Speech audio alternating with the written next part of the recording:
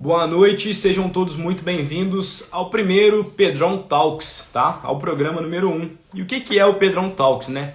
É um programa que eu criei aqui no Instagram em formato de live, onde eu vou trazer diversas referências do empreendedorismo, do mundo dos negócios, startups, finanças e pessoas dessa área, beleza? Vamos estar esperando a galera chegar aí.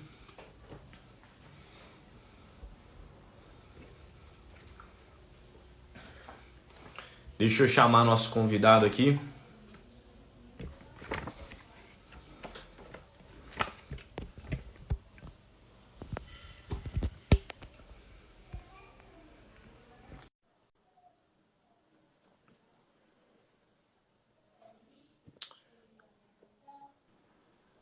Opa, tá me ouvindo, Guilherme?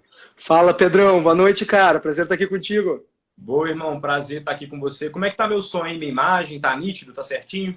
Nítido, tô te escutando bem, te vendo bem. Tudo certo por aqui também? Certinho, tá perfeito. Deixa eu só agradecer a galera que já tá entrando aí. A gente tá com 5 pessoas, 6, 7. E te agradecer também por aceitar o convite, cara. Porque, assim, de verdade, eu tô sendo bem sincero e honesto quando eu digo que você é referência não só para mim, mas eu tenho certeza que para várias outras pessoas. E isso é essencial, cara. Você é uma pessoa que eu costumo dizer que são pessoas essenciais, são pessoas úteis não só para elas mesmas, mas que devolvem para a sociedade. Isso é algo de suma importância hoje em dia e que a gente não vê muito, tá? Queria agradecer ao Gabriel que já chegou, Maria, Lorenzo, todo mundo tá aqui.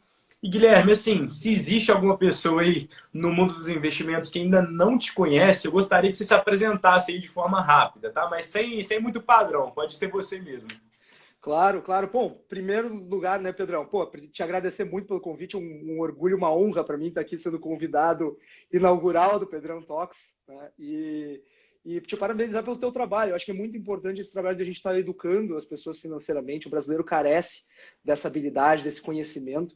Tanta gente aí muito habilidosa em outras áreas e que ainda não cuida do seu dinheiro, ainda não cuida do seu patrimônio da forma que deveria. Então, eu queria te agradecer, te parabenizar e também cumprimentar algumas autoridades aqui presentes, estão chegando aqui, o pessoal da Anchelab, nossos parceiros, o pessoal da Digital Drive, ó, meus queridos, fazem parte aí, são um dos meus investimentos aí, a Digital Drive, então muito feliz de ter eles aqui. Henrique Mágio, o Gabriel Baios, o Pedro Arenhalt, grande parceiro, está aqui a Poliana, mulher maravilhosa, está aqui o Maurício, Já meu parabenizar as primo. mulheres, né? Hoje é dia Que delas, isso, feliz dia das hoje é o dia mulheres. delas, né? Hoje é o dia Para todas delas. as mulheres que estão aí na live e inclusive esse é um tema que mais para frente a gente vai tocar sem dúvida. Mas Guilherme, se apresenta aí um pouquinho para a galera, porque pô, o pessoal está acostumado com o Guilherme dos artigos que saem nesses blogs de startup, é o Guilherme das fotos bonitas, que não sei o quê, cap table para lá. Antes de tudo, quem que é você, cara? Quem que é você, foi assim, fora desse mundo dos investimentos? Você de verdade?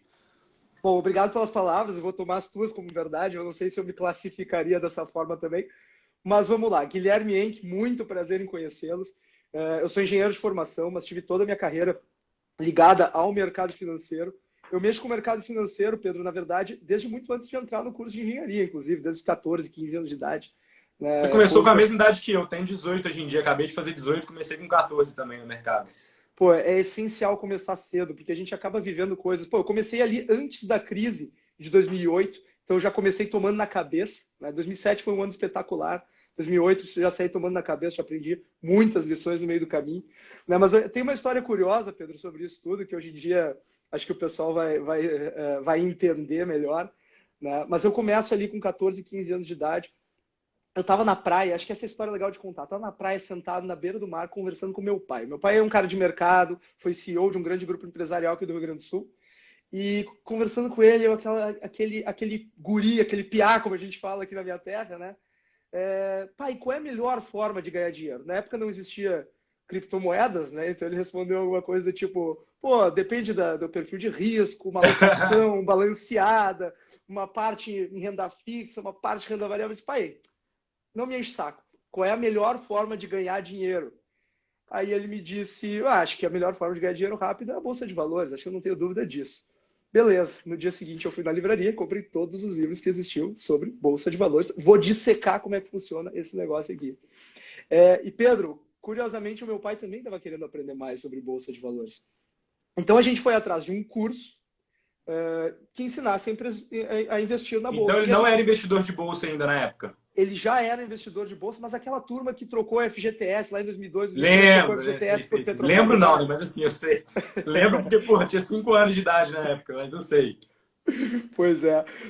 Enfim, então ele era daquela geração ali, daquela geração que começou na bolsa nessa via do FGTS, que foi uma janela que foi aberta lá na época, para poder converter o fundo de garantia, que é um dinheiro ilíquido e que mal rende, por ativos da Petrobras e da Vale, que elas estavam precisando de capitalização na época, então também teve um sentido para essas empresas. Então nós fomos procurar um curso de investimentos em Bolsa de Valores e nós achamos uma corretorazinha pequena aqui de Porto Alegre, que tinha um escritório, enfim, igualmente pequeno, né? Corretora pequeno, escritório pequeno também. Nós fomos lá aprender a investir na Bolsa de Valores. O nome da pequena corretora, XP Investimentos, que estava surgindo aqui em Porto Alegre. Então foi uma época incrível, assim, que eu me liguei naquelas pessoas que depois vieram, inclusive, a ser meus sócios aqui na Você Capitale. chegou a conhecer o Benchimol nessa época antiga aí? Eu não conheci o Benchimol, mas eu conheci o Marcelo Maisonave, conheci o Pedro Engler, a Thaís Caramba. Aquino, conheci a turma que depois, inclusive, vieram ser meus sócios aqui na CapTable hoje, né? Então, que fizeram toda a trajetória de crescimento da XP, colocaram os seus milhões no bolso e agora vieram investir em mim aqui na CapTable, né? Através da Stars. Guilherme, só adicionar um adendo nisso aí, assim, na minha humilde opinião, como quem, apesar de novo, já estou estudando o mercado tem um certo tempo e comunico com alunos, hoje em dia eu tenho alunos, tenho sócios também. Para mim, cara, hoje em dia, na minha opinião, dadas óbvias devidas proporções, você tá, o Guilherme, o Benchimol, juntamente com a XP, tá como você para CapTable hoje em dia no mercado de venture capital, de startups. Assim como ele criou um mercado, na verdade, assim, desbravou um mercado tradicional lá atrás, você está abrindo um mercado novo hoje em dia com muita maestria aqui na América Latina. Isso, assim, é na minha humilde opinião. Então, só queria adicionar esse adendo. Bom, o nome eu já tenho, né? Mas, enfim, os Guilhermes aí dominando o mercado financeiro, espero. O ponto é, Pedro, que existe sim, com toda a humildade da questão, existe sim uma semelhança, porque o movimento do Benchimol foi de justamente trazer um mercado que estava na mão dos grandes investidores institucionais, que tinha muito poucas pessoas físicas acostumadas a investir nesse mercado. E ele trouxe esse mercado para as pessoas físicas. Ele educou as pessoas físicas. Ele tornou as pessoas físicas aptas a investir em bolsa de valores. Então, hoje, se nós temos 4, 5 milhões de CPFs na bolsa de valores, nem tenho o número mais atualizado aqui na minha cabeça, mas certamente se deve, em grande parte, a movimentos como o da XP Investimentos. E a nossa pegada aqui na CapTable também é a mesma, é trazer esse mercado de venture capital, esse mercado de investimentos em startups, que estava restrito aos grandes fundos de venture capital, aos family offices, aos fundos de endowment nos Estados Unidos também estão super acostumados a investir em startups, e a nossa iniciativa vem no mesmo sentido, de trazer para o pequeno investidor pessoa física para que ele possa também compor isso no seu portfólio, né? Então, aquele pequeno poupador que tem uma parte de renda fixa, uma parte de renda variável, talvez uma parte de imóveis, agora ele também pode ter uma parcela dos investimentos dele em venture capital, em startups. Então, o movimento é mesmo, guardadas as devidas proporções. Espero que um dia a gente não precise guardar as proporções, que as proporções Com sejam certeza parecidas. não. Cara, só pedir pra galera que tá aqui na live, gente, se o áudio estiver bom, se a qualidade estiver boa, clica no coraçãozinho aí, eu desativei os comentários, porque essa live, assim, vai ser conteúdo pauleira. Mais pra frente eu desativo aí os comentários para vocês começarem a interagir com a gente, mandar dúvida mais pro final. E, Guilherme, mas antes de tudo, cara, antes da gente falar sobre CapTable e tal, tem muita gente... se hoje em dia no Brasil tem gente que não sabe o que é Bolsa de Valores, você imagina o que é Venture Capital, startups, que são esses termos aí americanizados que a gente costuma usar e acaba que, quando a gente traz para o Brasil, às vezes fica até sem uma correspondência semântica difícil, assim, para a gente trazer para cá. Mas eu queria que você resumisse para a galera o que seria uma startup, sei lá, qual que é a principal diferença de uma empresa normal, uma Petrobras da vida para uma startup, e como que é isso? Certo, vamos lá. Então, eu acho que é importante, Pedro, a gente tirar um pouquinho daquele lugar comum que virou o termo startup. Porque tem gente que fala que o Nubank é uma startup, tem gente que fala que não é, tem gente que fala que uma startup é só o início de uma empresa. Mas vamos lá para o livro-texto para a gente ter um conceito mais claro, um conceito mais assertivo. O Steve Blank, que é um grande investidor do Vale do Silício, talvez um dos grandes precursores, perdão, com esse trem, mas um dos grandes precursores desse movimento da Tá startup. vendo, pessoal? Até o Guilherme fica nervoso fazendo live comigo, gente. Pode ficar tranquilo. Tô tremendo aqui fazendo live com o Pedro. Então, o Steve Blank ele diz o seguinte: ele escreveu vários livros sobre o tema, e a definição do Steve Blank é: startup é uma organização temporária em busca de um modelo de negócios repetível e escalável. As palavras-chave aqui são, primeiro, temporária e depois repetível e escalável. O que significa isso? Uma startup, ela está buscando um modelo de negócios, né, que faça com que ela consiga crescer. Repetível e escalável significa que eu possa crescer as receitas numa medida muito maior do que os meus custos. Ou seja, que eu consiga escalar. Crescer linearmente é uma coisa, crescer exponencialmente só é permitido, só é possível se a gente consegue dar escala para a nossa estrutura. Um exemplo clássico: um software as a service. Vamos pensar talvez no Spotify, por exemplo. O Spotify ele tem a sua capacidade instalada lá, ele tem os seus servidores com quase todas as músicas existentes no planeta Terra. Ele tem a sua banda para transmitir essas músicas para o usuário final. Agora, cada novo usuário que adiciona R$19,90, não sei quanto é que está o preço, R$19,90 por mês, a receita. Eu quero ser rico nesse ponto, gente. Esqueci até quanto que é o Spotify. Então, aquele usuário, cada usuário que acrescenta R$19,90 de receita extra, receita marginal, a gente chama, para o Spotify, ele não adiciona 15, 10, 5 de despesa do Spotify. Pelo contrário, ele adiciona centavinhos. Por quê? O Spotify teve um grande custo para instalar aquela estrutura inicial, para comprar todas as licenças de músicas, etc. E agora ele consegue dar escala para isso. Cada novo usuário adiciona uma banana de receita e uma despesa apenas marginal. Então, isso é ser escalável e repetível. Eu posso replicar o meu produto várias vezes sem multiplicar muito os meus custos, sem precisar de grandes estruturas físicas, de grandes quantidades de matéria-prima para entregar. E vamos voltar para a palavra inicial, que é temporária, uma organização temporária. Por quê? Quando eu sou uma startup, eu estou num processo de experimentação, teste, validação de mercado, né, conversar com o cliente, construir junto com o cliente, até encontrar um modelo de negócios repetível e escalável. No momento que eu encontrei um modelo de negócio repetível e escalável, eu deixo de ser uma startup e eu passo a ser uma empresa. O sonho de toda startup é deixar de ser uma startup e passar a ser uma empresa. Por esse conceito, o Nubank é uma startup? Não, o Nubank é uma empresa. A CapTable é uma startup? Não, a CapTable é uma empresa. Mas por prática de mercado se convencionou chamar qualquer empresa de tecnologia de startup. E está tudo certo, não tem problema nenhum, não ser preconceituoso com isso, pode continuar. Ficou romântico hoje em dia, né? Ficou Falar assim, romântico, sou fundador de uma startup, né? E é tão engraçado. Né? É gourmet, é gourmet. Oi? É gourmet. Hoje é gourmetizar as empresas. Os estágios iniciais a dizer que tem uma startup. Então, esse é o conceito de startup, conceito de livro-texto, mas não tem problema de usar de outras formas. Agora, Pedro, respondendo o resto da tua pergunta, o que diferencia uma startup de uma empresa tradicional? Bom, essa pergunta é muito interessante. Por quê? Vamos lá, vamos pegar aqui um exemplo para a gente ilustrar. Pensa em uma padaria, um negócio mais tradicional possível, uma padaria, um modelo de negócio já conhecido, né? Comprar farinha, fazer pão, vender pão. Comprar farinha, fazer pão, vender pão. Enquanto essa padaria ela está super satisfeita em atender um pequeno mercado, né, dominar um pequeno mercado local, né, ou, de repente, no caso de uma padaria, atender os compradores de pães do bairro. Ela não quer atender todos os compradores de pães do mundo. Ela quer atender os compradores de pães daquele bairro ali. Ela está satisfeita em atender aquele bairro. Ela não tem grandes metas expansionistas de ficar enviando pão para o outro lado do mundo. Não. A startup, ela quer dominar o mundo. Ela nasce com o propósito de dominar o mundo, de crescer o máximo possível e dominar o seu mercado. A padaria, Pedro, por conta disso, ela está satisfeita em ser lucrativa, em ter a sua lucratividade, em gastar R$100 para comprar farinha, vender pão por R$150 e fazer R$50 de lucro, sobrevivendo ao longo do tempo, perpetuando o negócio e também dando certo retorno para os seus proprietários, para os seus donos, para os seus acionistas que sejam. Né? Agora, não, pode concluir. Perdão, uma startup ela não busca lucratividade e perpetuidade e sobrevivência. ela busca crescimento. Se ela precisa dominar o mundo, ela precisa crescer. Crescer e crescer. E crescer significa faturar, significa vender. E às vezes ela está, inclusive, disposta a sacrificar lucratividade por isso.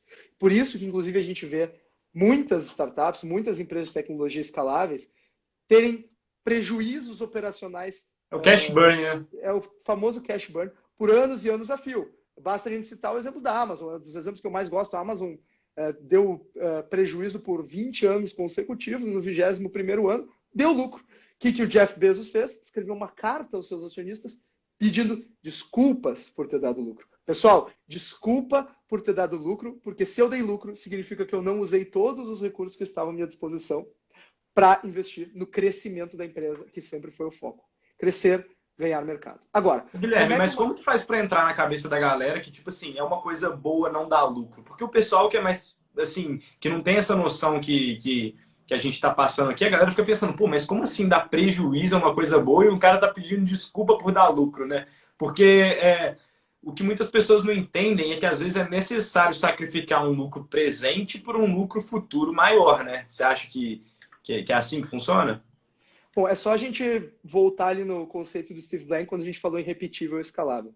Ou seja, custo marginal zero ou quase zero. Ou seja, o custo de gerir um novo cliente, o exemplo do Spotify que eu dei, ele é muito baixo, mas aquele cliente me adiciona receita.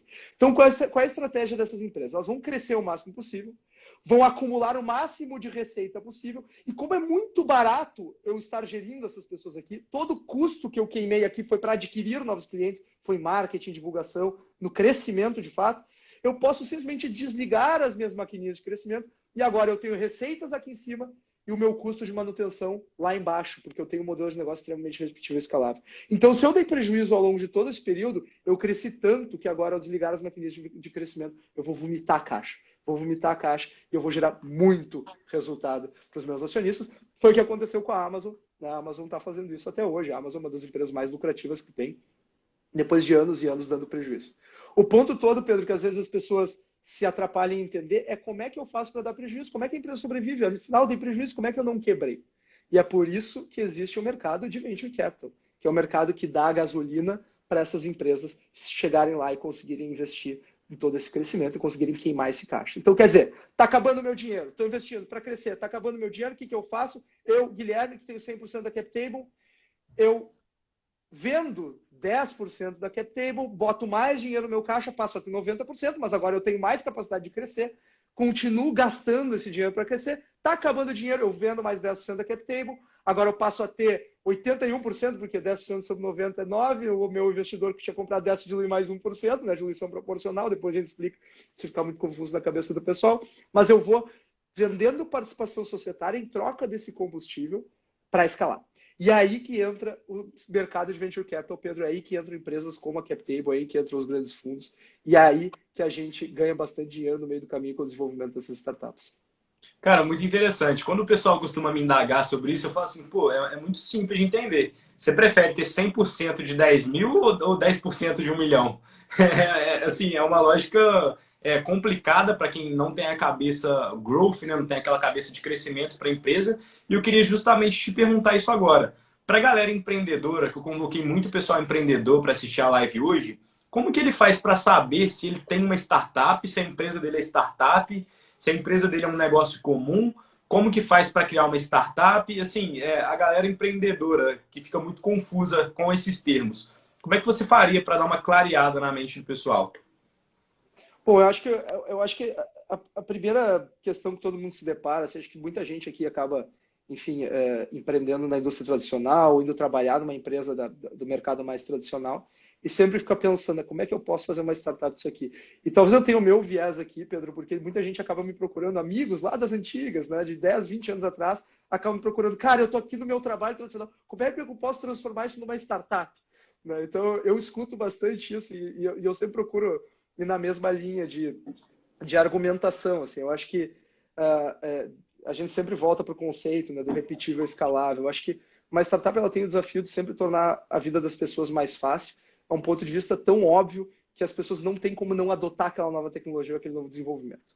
Que é aquilo que a gente chama no jargão das startups de PMF, ou PMF, Product Market Fit. É o produto que tem tanto fit, tanto encaixe com o mercado, que as pessoas acabam fazendo a adoção daquele produto de uma forma muito Ô, Guilherme, informe. só para exemplificar isso que você falou aí de forma lúdica para o pessoal, é como se fosse o Uber, cara. Eu não consigo imaginar minha vida hoje em dia sem Uber, sem tipo iFood, sem aplicativos desse tipo que, se a gente olhar para 10 anos atrás, era uma coisa que não existia. Ou então o próprio smartphone é uma coisa, entre aspas, nova.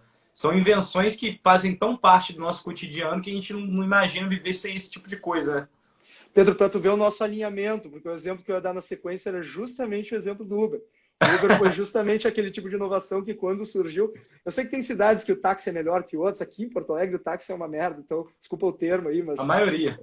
Então, assim, quando chegou o Uber aqui, a adoção foi imediata, ninguém mais quis saber de andar de táxi. De tanto market fit que tinha o Uber. Porque eu pedia pelo aplicativo, eu via a figurinha do motorista se aproximando, via a figurinha do motorista chegando, sabia quanto tempo ia levar, não precisava ter dinheiro para pagar, debitava do cartão de crédito, era mais seguro, era mais confortável. Na época, eles ofereciam aguinha e balinha, hoje eles não fazem mais isso, pelo menos aqui na minha cidade já abriram mão dessa elegância, dessa sofisticação. Em todo caso, quando surgiu o Uber, foi uma inovação inevitável de ser aderida pela sociedade. Então, assim, pessoal, vocês querem montar uma startup, estão no seu indústria tradicional, não pensem em nada muito fora daquilo que é a expertise core de vocês. Às vezes o cara, puta, eu trabalho no mercado financeiro, mas eu tinha vontade de montar um software de gestão de lavouras para soja. Pô, cara, legal, mas quem sabe vamos trabalhar naquele campo que tu tem conhecimento, que tu já tem o network, que tu tem capacidade de mostrar para o investidor que tu entende aquilo ali. Né? Oportunidade no mercado tem várias, mas pô, vamos trabalhar dentro da nossa caixinha aqui, que eu acho que empreender já é um risco suficiente. Por que a gente vai empreender tanto fora da nossa zona de conforto? Né? Então vamos ficar um pouquinho mais próximos da nossa zona de conforto. Empreender já vai nos tirar da nossa zona de conforto. E a partir daí a gente começa a tentar pensar, puta, como é que eu posso resolver uma dor existente na sociedade? E esse ponto é extremamente importante, porque às vezes a gente tem uma dor que a gente percebe, que nós sentimos, mas ela não é uma dor real da sociedade, ela é uma dor nossa. Então, o processo de criação de uma startup, isso é importante, não deve ser uma concepção teórica nossa dentro do nosso quarto, entre quatro paredes. Ela deve ser algo construído com o mercado. No conceito de startup, eu nunca vou fazer nada para os outros. Eu não vou desenvolver um produto para os outros. Eu não vou desenvolver o serviço para os outros. Eu vou desenvolver o serviço com os outros, junto com os outros. Então, por isso que nesse mercado de startups a gente tem aquelas 3 letrinhas tão famosas, que é o MVP. Minimum Viable Product. Né? O mínimo produto viável. Ou seja, para quem não está familiarizado com isso, qualquer um que já tenha tido alguma incursão no ecossistema de startups já ouviu essas 3 letrinhas, mas basicamente significa o seguinte, Pedro, pensei num produto que resolve uma dor da sociedade. Vou captar dinheiro, vou juntar minhas economias, vender minha casa, vender meu carro, e eu vou pagar 100, 200, 300 mil reais para desenvolvedores, para uma empresa de TI, programar o software para mim? Pode até fazer isso, mas é a forma certa de fazer naufragar a ideia, de fazer dar errado a ideia. Por quê? Porque esse era o jeito antigo de fazer as coisas. A antiga indústria fazia uma pesquisinha de mercado. Ah, isso aqui é uma dor, beleza, vamos desenvolver um software para isso. E aí gastava milhões para desenvolver aquilo ali. Quando jogava o software no mercado, não tinha adoção. Por quê? Porque ele não estava adaptado à forma de uso das pessoas, à necessidade de uso das pessoas, ou realmente à dor que as pessoas de fato sentiam. Aquilo que a gente chamou de PMF, Product Market Fit. E isso hoje em dia na nossa cabeça é uma coisa muito lógica, né? Você vai testar um negócio primeiro com 10 milhões de pessoas ou com 1.000 pessoas. É muito mais seguro que você teste com uma menor quantidade de pessoas. E o Guilherme, só adicionar uma observação, quando você estava falando do Uber, uma coisa que eu percebo, tá? Isso é uma cosmovisão minha, uma coisa particular minha. A maioria das startups que realmente assim deslancham, elas têm fit em mercados que possuem uma incompetência muito grande. Igual, por exemplo, esse lobby dos taxistas, porra, possui uma incompetência muito grande. Taxas abusivas, serviços ruins. Então, o Uber ele resolveu não só um problema, mas uma incompetência daquele próprio mercado.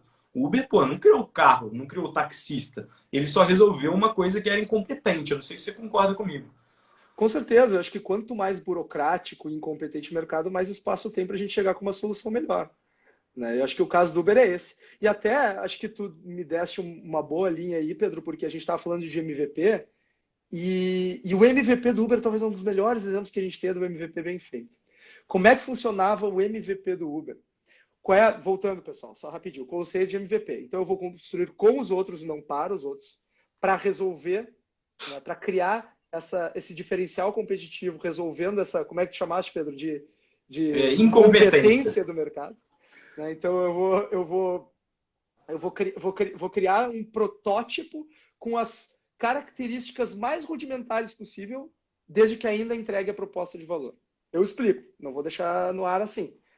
O que o Uber fez? Puta, qual é a entrega de valor que eu dou para as pessoas? Ir de A para B sem muita complicação. Beleza, vou então programar um mega software para fazer esse troço acontecer e depois jogar no mercado e aí todo mundo vai aderir. Não, vamos testar isso aqui. Vamos ver como é que as pessoas querem usar isso aqui. Quais são as características que tem que ter esse serviço para que as pessoas gostem? Quais são aquelas características que elas gostariam, mas são supérfluas, não precisa a gente gastar dinheiro agora no início. Então tá, então vamos fazer um protótipo. Como é que era o protótipo?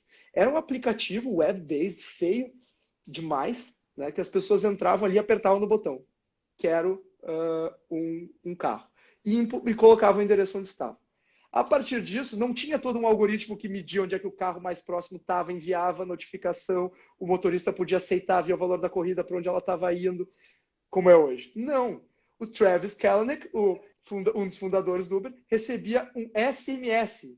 Isso mesmo, uma mensagem de texto no celular dele, informando que o Pedro Lima queria ir do lugar tal em São Francisco para o lugar tal. O que o Travis fazia?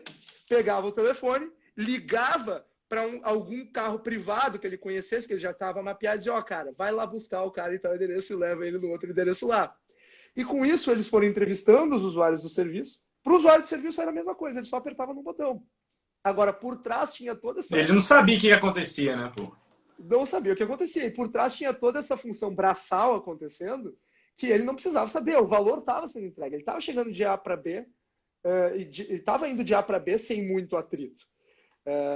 E o Uber começou a entender como é que o cara queria consumir aquele serviço. O que é melhor que o táxi? Ah, não, porque eu só aperto no botão, não preciso falar com ninguém. Beleza, então não falar com ninguém é uma função necessária. Pô, eu gostei do carro, o carro era igual a um táxi. Bom, beleza, então vamos melhorar os carros, vamos botar restrição de idade para o carro. Quem sabe a gente oferece uma aguinha, a turma vai chegar no carro com sede. Né? Vamos melhorar a experiência, o motorista bem apessoado. Né? Então começaram a sofisticar o serviço baseado no serviço já rodando, pedindo feedbacks para os clientes, estudando como que o usuário fazia o uso do aplicativo, fazia o uso da plataforma, para então sim poder desenvolver a versão final do Uber. O MVP do Airbnb não é muito diferente. Ele era um site no Craigslist, ele era um anúncio no Craigslist dizendo, tem uma conferência aqui em São Francisco, os hotéis estão lotados, a gente te cobra $50 para passar a noite aqui na nossa casa. Esse foi o MVP do Airbnb. Por que é Airbnb? Airbed and breakfast. Então era o colchão de ar e café da manhã. Né? Por isso ficou até hoje. Caraca, essa eu não sabia, velho. Chegava genial. na casa do Brian Chesky, que era um dos fundadores do Airbnb, e o que tinha lá? Um colchão de ar, daqueles que é super desconfortável dormir, mas pelo menos, né? Pelo menos a gente conseguiu ter um lugar para ficar em São Francisco quando os hotéis estavam completamente lotados. E a partir dessas experiências, os fundadores do Airbnb entenderam o que fazia sentido para o cliente, entrevistaram os clientes, pô, o que faria sentido? É preço ou é qualidade?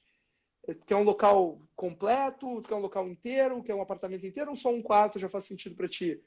Como é que faz sentido entrar no site? Quais são os botões que você tem que clicar? Quantos cliques tem que dar para chegar até o checkout? Foram mapeando o comportamento do usuário a ponto de conseguir fazer o Airbnb do jeito que ele é hoje. Mas primeiro a gente precisa rodar, pessoal. Rodar e entender com o cliente como é que ele quer usar. Ao invés de entregar pronto, pressupondo que a gente sabe como é que ele quer usar. É até uma posição de humildade que o empreendedor tem que ter. Ô, Guilherme, eu queria dar 2 panoramas históricos, cara. Eu sou um cara que gosta muito de história. Não sei se você curte história também. Mas, assim, uma das frases do Sêneca que mais impactou na minha vida foi aquela que ele diz assim, é na arena que o gladiador pede conselho. E, pô, essa frase encaixa perfeitamente com startup. É na prática que você vai ver como que você está errando, é na prática que você vai ver como você tem que melhorar, é na prática que você tem que fazer, que você vai saber como agradar o seu cliente da maneira certa. Porque, sim, eu tenho uma visão que dificilmente você será público-alvo do seu produto. E se você se tratar como um público-alvo de um produto que não era para você ser público-alvo, você vai estragar tudo, cara. Porque você vai estar desenvolvendo um negócio apenas para o seu ego. Você não vai estar desenvolvendo uma coisa que satisfaça o cliente. Você não concorda comigo? Eu concordo totalmente, né? E trouxe Sêneca, já vimos que temos outro estoico por aqui. Mas eu concordo sim, Pedro, eu concordo sim. Acho que esse é o principal ponto. O empreendedor ele tem que se despir daquele viés seu, daquele viés de construir um produto para si. Tem muito amor, muita paixão em empreender.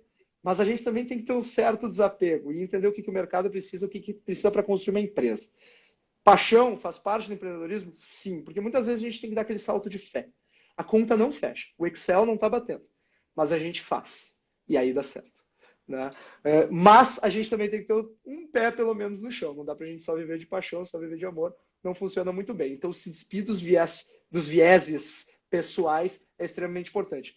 Ser frio, ser racional na tomada de decisão e escutar o feedback das pessoas. Aqui na CapTable a gente tem uma coisa que eu sempre repito para a turma que entra aqui conosco, que, puta, a gente está sempre conversando com os investidores, perguntando aos investidores como é que foi a experiência, o que a gente pode melhorar. Eu, como investidor de startups pela CapTable, posso afirmar que isso é 100% verdade. Tá? Inclusive, tem pessoas nos grupos dando suporte direto, mandando mensagem, promovendo debate, discussão. Você está 100% certo, tá? Não está mentindo. A gente não pode abrir mão de fazer isso, Pedro. Essa é a nossa essência, é isso que vai continuar nos levando para trazer cada vez mais clientes, que a gente tem ficado muito feliz com o nosso crescimento aí e agradecemos a todos vocês aí que têm investido conosco. E essa questão aí de estar sempre conversando com os clientes, ela gera muito feedback, ela gera muito input. E aí a gente sempre tem um ímpeto a receber um NPS, receber um feedback de alguém ali na nota do NPS e está escrito ali, podia ter um botão no canto que fizesse tal função. Podia ter um texto aqui nesse cantinho que explicava não sei o quê. E a gente tem o ímpeto de ir lá e fazer. Pô, o investidor está pedindo, vamos lá e vamos fazer. Agora, se a gente fizesse todas as sugestões que os investidores querem, o nosso site, as nossas funcionalidades, a nossa plataforma ia ser um Frankenstein completo. Né? Um remendo de um monte de coisa. Então, a gente tem que cuidar com os vieses. E tem que ver o que é feedback que a gente tem que, de fato, escutar e o que a gente não... E o que a gente tem que filtrar um pouco. Porque nessa fase de MVP, que a gente vai estar modelando um protótipo, que a gente vai estar entendendo como é que a gente tem que entregar um produto ou serviço para o mercado, se a gente não for assertivo aí, Pedro, a empresa não sai do chão. Ô, Guilherme, antes da gente passar para a CapTable agora, que eu queria que você comentasse um pouquinho, eu queria contar uma história e depois fazer uma pergunta, tá? Mas antes de tudo, só uma pergunta primeiro. Você curte o Alexandre Grande? Você conhece as histórias dele? Como é que é? Eu sou um grande fã de história, sempre tenho lido coisas sobre história. Mas se tiver Então, alguma provavelmente você conhece a história do Nogórdio? Conheço a história do Nogord. Conhece? Aí eu ia contar aqui, então hoje eu Mas perdi a conta, graça. por favor, para as pessoas. Mas eu vou contar aqui, cara. Eu pensei, quando eu vi que a gente ia fazer uma live sobre startup, sobre empreendedorismo, eu não pude deixar de pensar que quando você está empreendendo, você está buscando uma solução ali, às vezes que não existe, uma nova solução, ou você pelo menos tem que usar um pensamento que ainda não é existente. Você tem que pensar fora da caixa, se eu posso dizer assim. E essa história do Alexandre o Grande é muito boa. Eu não sei se a galera que sabe, mas Alexandre o Grande conquistou praticamente o mundo inteiro, que era conhecido na época ali em 300, 400 antes de Cristo, tá? E aí o que acontece? Teve uma época aí de conquista do Alexandre o Grande que ele estava na região de Frígia, que é na Ásia Menor ali, e tinha uma lenda por lá que chegou um aldeão, né? Tipo um serviçal lá da cidade, chegou falando para ele assim, pô, Alexandre o Grande, vou conjecturar aqui agora, né? Chegou um cara falando, pô, Alexandre o Grande, você não é o brabão e tal, que não sei o quê, grande guerreiro, conquistador. Eu tenho um desafio aqui para você, ó. Tem um nó gordo aqui e eu duvido que você consegue desatar esse nó. O serviçal lá, o cara lá da cidade falou para ele. Aí Alexandre o Grande refletiu, olhou para aquele nó, tocou, examinou, ficou pensando sobre aquilo. Passado certo tempo, ele saca a espada e pum, corta o nó com a espada. E qual que é a lógica, qual que é a lição que eu consigo tirar dessa história? Nem sempre você vai fazer o caminho tradicional, você vai seguir o caminho tradicional, ou você vai fazer aquilo que as pessoas esperam. Às vezes, para você ter sucesso, você vai fazer justamente aquilo que não está na caixa, aquilo que não está pré-definido anteriormente. Eu não sei se o Guilherme concorda comigo nesse aspecto. Eu não tenho dúvida disso. Pedro, startup é o exercício de mudar de direção a cada minuto. Né? A gente brinca que que o planejamento estratégico de uma grande empresa ele é feito uma vez por ano, na reunião de planejamento estratégico. A gente vai lá, a gente define a estratégia, a gente desdobra a estratégia em metas das gerências, as metas das gerências para a meta da operação, né? Cada um ganha suas metas individuais e vamos lá, vamos conversar com aquele planejamento estratégico que está lá em cima. Em startup, a gente toma decisões estratégicas todos os dias. E a gente vai reagindo àquilo que o mercado nos entrega. Principalmente porque construir uma empresa do zero é um processo de experimentação, um processo de tentativa e erro, um processo de validação de hipóteses, processo de pivotagem, processo de conversa com o mercado. Então, não tem como a gente ter os nossos pressupostos na cabeça fixos e achar que só seguindo aquilo ali a gente vai conseguir. A gente tem que ser muito flexível. Essa eu acho que é uma característica muito importante para qualquer pessoa que queira empreender com um sucesso. Ô, Guilherme, queria te fazer uma pergunta agora, que eu tenho certeza que alguém que está aqui na live deve ter pensado, é uma pergunta muito boa. Você vai gostar de responder essa pergunta. Que é o seguinte. Vamos lá, você até falou a aproveitar respeito... e fazer o convite para o pessoal colocar perguntas aí embaixo, né?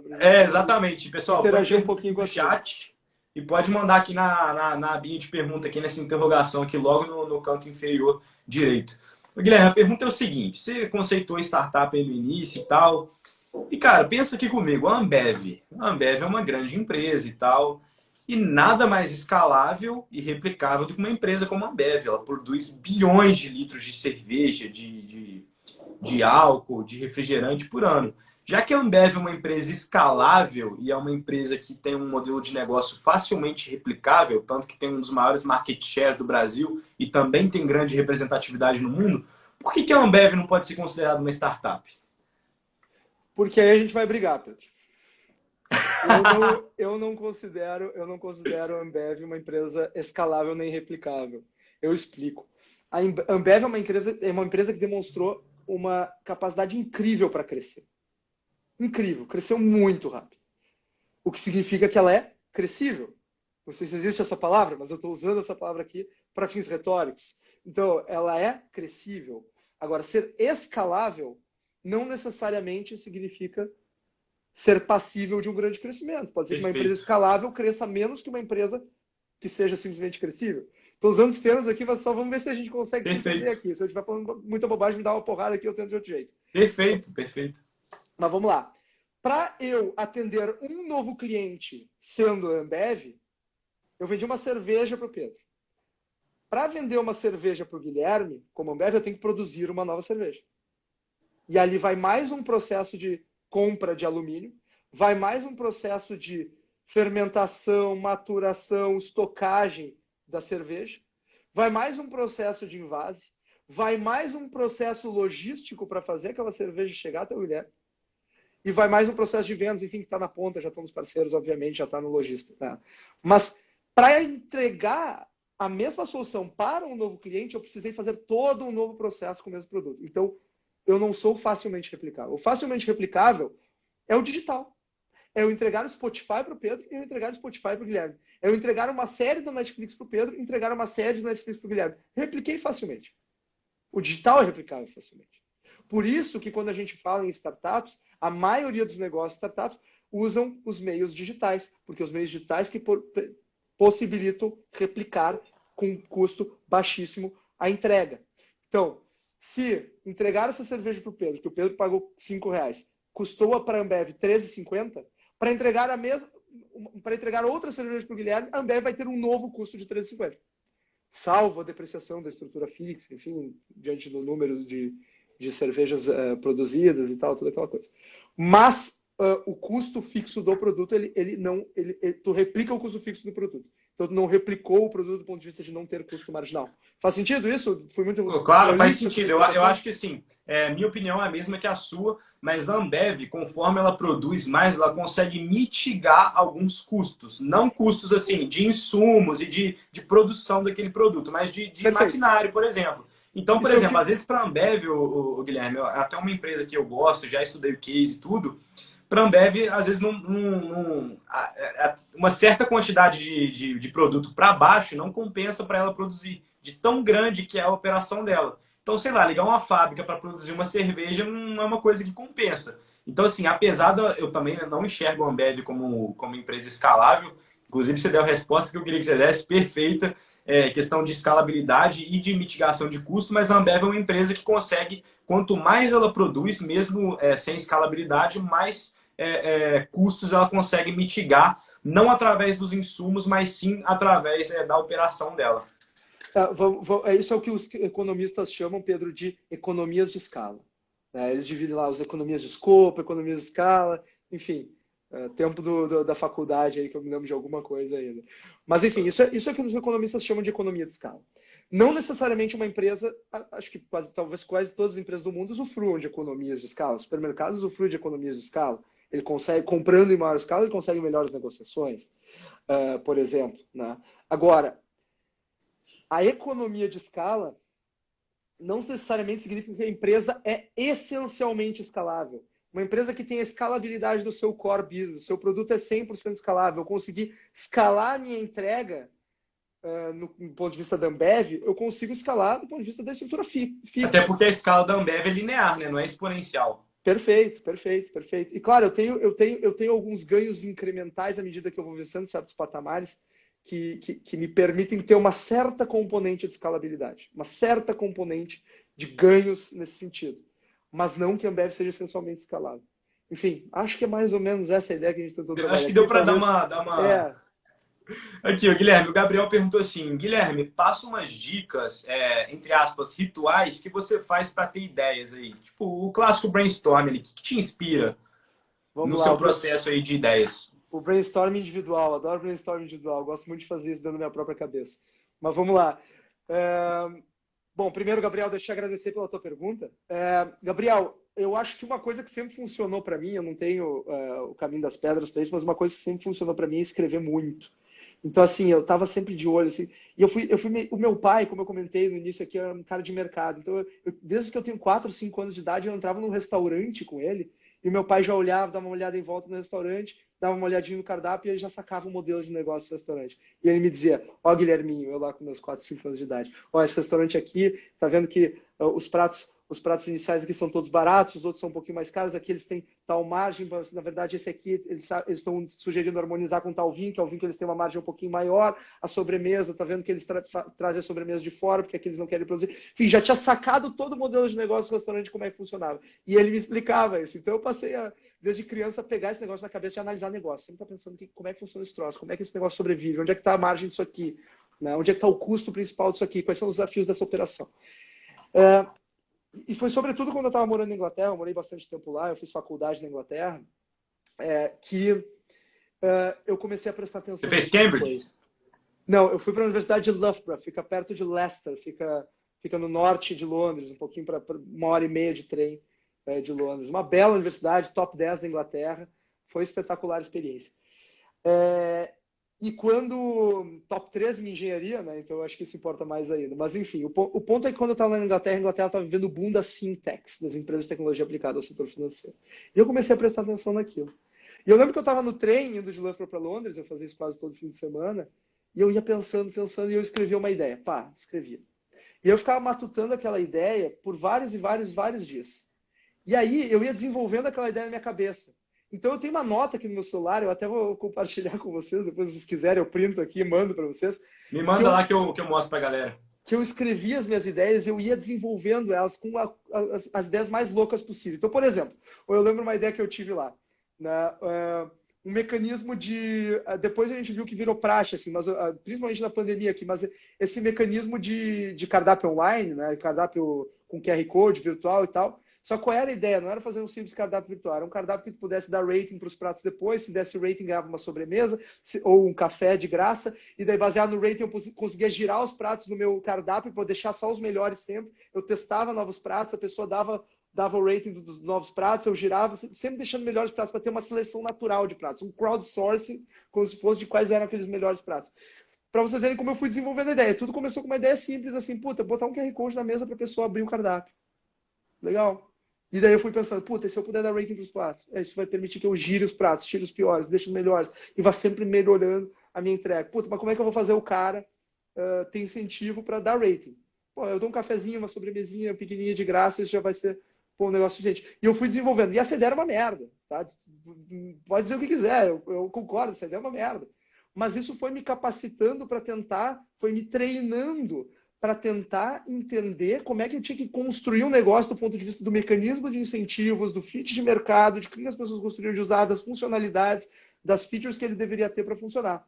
Então, as ideias que eu vim tendo ao longo da sequência da minha vida começaram a ser muito mais sofisticadas do que essa. Mas eu comecei com essa ideia esdrúxula, né? E funcionou, serviu para eu exercitar meu cérebro. Então, Cara, assim, se eu disser para o Pedro correr uma maratona agora, não sei, Pedro, teus hábitos atléticos, mas se eu te disser para maratona não correr, rola não, se tá? eu te disser para correr uma maratona, talvez não vá dar, mas se eu te disser para correr 5 quilômetros, depois 10, depois 15, um dia tu correr uma maratona, talvez tu consiga. E ter ideias de investimento não é diferente. Desculpa, ter ideias de empreendimento não é diferente disso. Eu preciso capacitar o meu cérebro e treinar meu cérebro para começar a gerar essas ideias. Então, Gabriel, eu não seria crítico demais comigo nas minhas primeiras ideias. Eu deixaria elas fluírem. A gente tende a... Puta, só quando eu achar a ideia perfeita eu vou empreender. Beleza, mas enquanto não achar a ideia perfeita, deixa ela vir. Não te autocritica por isso. Não tenha preconceito com qualquer uma dessas ideias. Por mais idiota que pareça ser, deixa ela vir, escreve e desenvolve. Porque assim a gente vai treinando o cérebro para tentar entender como é que o mundo funciona e como é que o nosso business tem que ser formatado.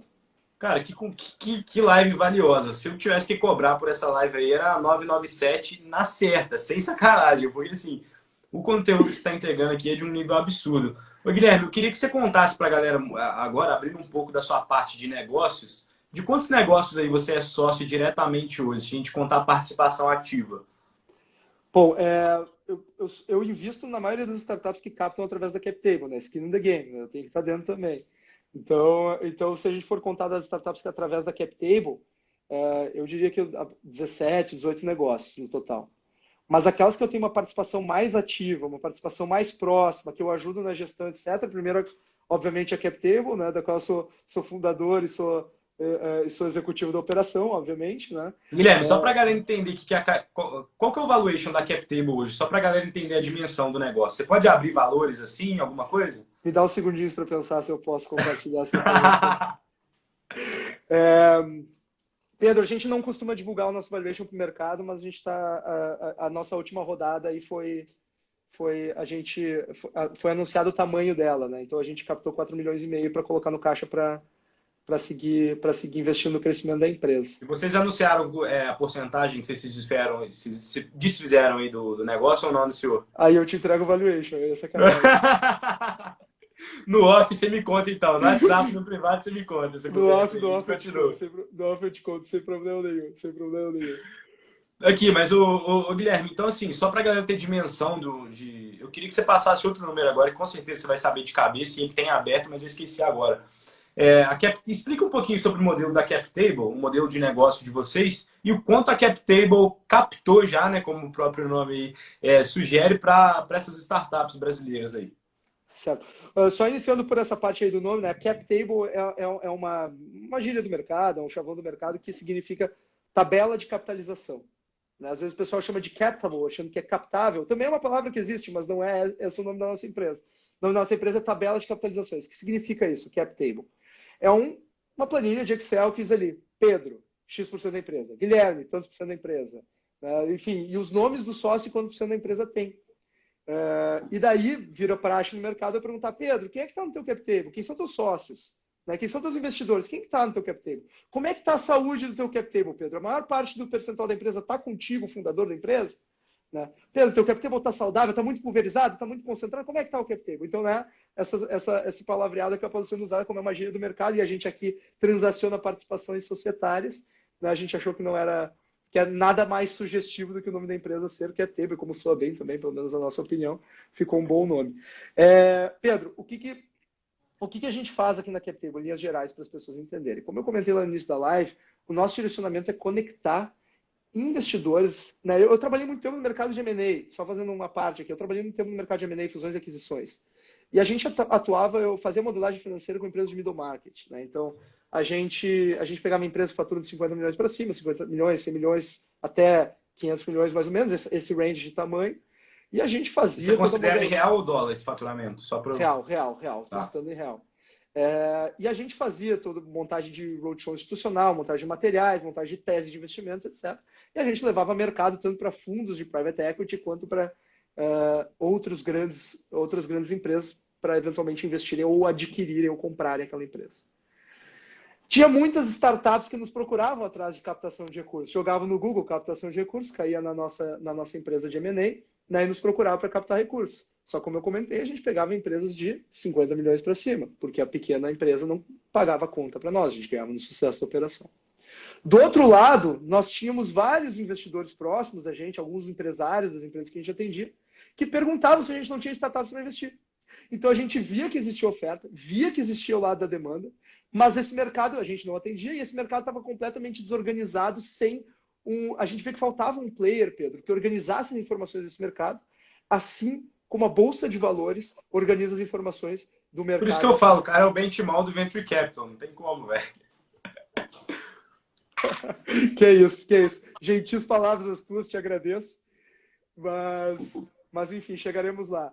O ponto é que, quando a gente teve esse grande insight que a gente tinha que organizar esse mercado, a gente lança a CapTable. Só que, Pedro, a gente pensa, puta, conectar investidores e empreendedores. Que tipo de investidor? Pode ser qualquer tipo de investidor. Investidor pessoa física, investidor pessoa jurídica, grandes empresas, grandes fundos, etc. Mas a gente achava que o primeiro movimento necessário era trazer isso para o pequeno investidor pessoa física, como eu comentei lá no início da live, que era quem estava alijado desse mercado. Os grandes investidores, os investidores institucionais, estavam ganhando rios de dinheiro investindo em startups, e o pequeno investidor pessoa física estava de fora. E a gente faz, como primeiro produto, primeira ferramenta, uma plataforma de oferta pública regulada pela CVM, pela Comissão de Valores Mobiliários, para fazer essas ofertas de investimento em startups. Esse foi o nosso primeiro movimento. Ao longo do caminho, a gente veio agregando novos produtos. Por exemplo, hoje a gente tem um produto de CVC, Corporate Venture Capital. Então, o que acontece? Lá nos Estados Unidos, a maioria das grandes empresas já acordou, enfim, já faz Corporate Venture Capital. Já investe em startups, já traz startups para dentro do seu ecossistema, já percebeu que não adianta ter um setor de P&D se a maior parte da inovação do globo está acontecendo de forma descentralizada na sociedade através dessas pequenas instituições, pequenas estruturas chamadas startups. A Então, Microsoft faz muito isso, né? Muito, a torta e a direito. O Google faz isso muito, todas as grandes empresas fazem. E aqui no Brasil eles estão começando a acordar para essa necessidade. Só que às vezes eles não sabem nem por onde começar. E aí a gente entra com um produto que é a experiência de Corporate Venture Capital completa. A gente entra dentro da grande corporação, a gente educa os executivos, a gente monta, faz um mapeamento dos principais alavancas de valor, oportunidades dentro da corporação, pontos de dor, monta uma estratégia, uma tese de investimentos e origina ativos, origina startups que poderiam se integrar bem dentro daquela corporação. Então a gente faz todo esse serviço, de cabo a rabo para eles o que eles precisam para Até porque a relação risco-retorno, a forma de fazer valuation de uma startup é 1000 vezes diferente do que de uma empresa comum. É outro core, é outra coisa. Muito diferente. Por isso que tem que ter a expertise de vocês, né, no caso. Sem dúvida, a gente vê que muitos tentam ir na metodologia tradicional e acaba afastando as startups. Então é importante ter alguém que entende do ecossistema, entenda desse segmento, que funciona como um amortecedor aí entre as expectativas da grande corporação e o que a startup precisa para se desenvolver. E viemos desenvolvendo outros produtos ao longo do caminho que, enfim, a gente pode comentar aí se for necessário, mas vou deixar tu conduzir aí, porque eu vi que já estamos chegando aqui nos minutos finais também. Cara, e a CapTable tem quanto tempo de existência? Quando que foi fundada? Assim, em qual contexto? Eu queria que você desse uma resumida para a gente. Por que te deu esse... como que é? Foi sua primeira trajetória dentro do empreendedorismo? Foi seu primeiro negócio? Que de fato você começou ele? Como que funciona isso para ti? A CapTable não foi a minha primeira tentativa empreendedora. Eu tive uma primeira que se chamava Deal Negócios Digitais, que deu água, né, quebrou, mas foi uma bela de uma experiência. Eu tenho orgulho de falar dessa experiência de verdade. Não é glorificar o erro, mas é que realmente foi uma jornada de muitos aprendizados. Já pode ser coaching, de empresa quebrada a empresa multimilionária. Mas faz parte, faz parte. Só não está sujeito a errar quem não tenta, né? E só está sujeito a acertar quem tenta também. Então foi o fato de eu ter quebrado que me permitiu dar certo depois. E a minha segunda empresa não foi a CapTable, foi a CapRate, que é a nossa peer-to-peer lending imobiliário, nossa empresa de investimento imobiliário online, que roda até hoje, roda super bem, funciona super bem, está aí online. Eu dedico a maior parte da minha atividade executiva para a CapTable, mas também sou sócio fundador da CapRate e também tenho alguma atuação diária lá, mas também acaba atuando mais como uma espécie de conselheiro hoje em dia. Então, a CapTable foi minha terceira iniciativa. A primeira deu errado, a segunda deu certo e a terceira até aqui está dando certo também. É nessa linha que estamos. Cara, que legal. E abrindo um pouquinho mais sobre a CapTable, quantas startups assim, vocês já conseguiram captar investimento para ajudar elas? Quantos investidores? Assim, falar os números que você tem noção aí de cabeça, mais ou menos agora. quanto a CapTable já conseguiu captar para as startups e, assim, em média, quantos investidores tem, mais assim, para a gente saber um pouco sobre o negócio em si. Vamos lá, então, Pedro. 70 mil contas abertas, Caramba, achei que cerca, era menos. cerca de Muita 6, coisa. cerca de 6.500 investidores com portfólio de startups, com contas ativas, né, com portfólio com startups dentro do seu portfólio. Já captamos para 52 startups, um montante total de 60 milhões de reais. Cara, bizarro, bizarro, muito grande. Eu não imaginei. É óbvio que eu tô acompanhando ele de perto, tô nos grupos e tal. Inclusive, queria até reforçar isso agora. Um grande amigo meu que eu fiz foi dentro de um grupo da CapTable. Não sei se você sabe, mas inclusive, eu não, obviamente você vai lembrar, mas tinha uma empresa aí que era de solução para construção civil. Eu esqueci o nome, era um software de solução para construção civil. Você lembra? Software para solução para construção civil. Isso, São para ver. 52, eu deveria lembrar, mas eu estou aqui forçando a memória também. Enfim, era uma empresa, era um software que via se aquela construção era viável ou não, tá? Media várias métricas e tal. Ah, Pô, me certo, tu fugiu o estás falando nome. da Hiperdados. A Hiperdados, Hiperdados, inclusive, eu sou exatamente. investidor da Hiperdados também. Exato, a Hiperdados. O que acontece? Na época que saiu a captação para Hiperdados, eu entrei no grupo e uma das coisas que me chamou a atenção foi que a empresa estava muito redonda no quesito. Eu não sou contador, obviamente, mas eu tenho alguns cursos de contabilidade, então a empresa estava redondinha, porque vocês disponibilizam alguns dados lá para a gente olhar sobre a empresa e tal. Eu acabei gostando, entrei no grupo. E aí, cara, fiz um grande amigo lá dentro do grupo, um cara com quem eu converso até hoje. E eu acho que uma das coisas que a gente não comentou nessa live é o network entre os investidores que a CapTable promove. Eu não sei se alguém já deu esse feedback para você, mas isso, cara, é uma coisa sensacional, essa questão dos grupos e da interatividade entre os investidores daquela empresa. Eu acho incrível isso. Assim. A gente tem vários cases aqui que viraram símbolos aqui na CapTable, que a gente sempre gosta de comentar. E eu tenho muito orgulho de todos eles. Assim. Isso é o que alimenta. Isso é o que alimenta o dia a dia. Ver os investidores assim, interagindo, curtindo essa companhia, investindo, combinando de investir em conjunto, Pedro. Eles combinam de investir em conjunto, eles criam grupos paralelos e eles analisam as startups ali, criam mini grupos de investimento anjo. Isso é incrível, assim, a gente fica muito feliz de ver isso acontecer.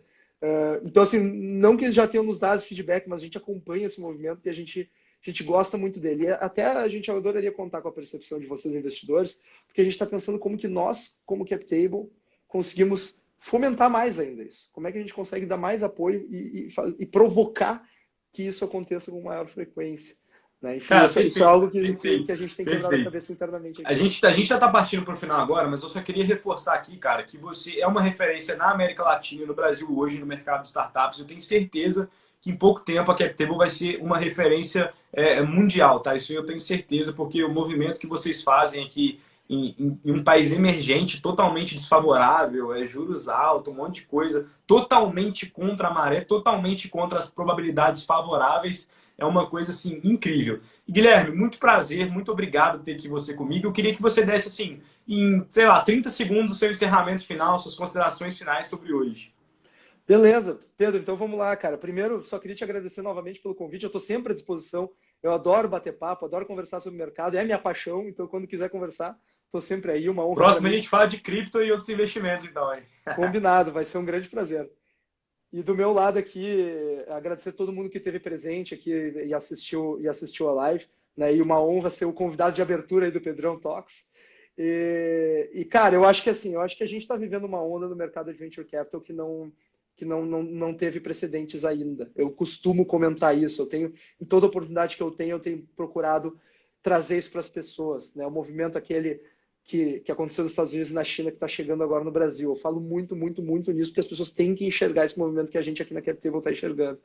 E a gente realmente acredita que o investimento em startups veio para ficar. E as pessoas têm que considerar colocar ao menos uma parcela do seu portfólio de investimentos em startups. E não vai se arrepender. E os ganhos financeiros é o de menos, pessoal. A jornada de aprendizado, de interagir com empreendedores, de conseguir se conectar com aquilo que tem de mais vanguardista em termos de novos métodos de gestão, de contratação e treinamento de pessoas, de ferramental, né, para que a gente acaba aprendendo só de se conectar com esse ecossistema e consegue trazer, inclusive, para os nossos empregos, para os nossos trabalhos na indústria tradicional e consegue estar se reciclando. Eu não tenho dúvida que virar investidor de startups é um investimento muito mais efetivo do ponto de vista de aprendizado do que fazer um MBA, do que fazer uma pós, de fazer qualquer coisa dessa. É muito intenso e pode ter certeza que vai ser só skill prática que a gente vai aprender aí. Então, provoco todo mundo que está assistindo, Pedro. Tomei muito mais do que os 30 segundos, peço desculpas, mas só para Não. provocar todo mundo aí. Se ainda não tem investimento em startups, considerem e contem com a gente aqui na CapTable.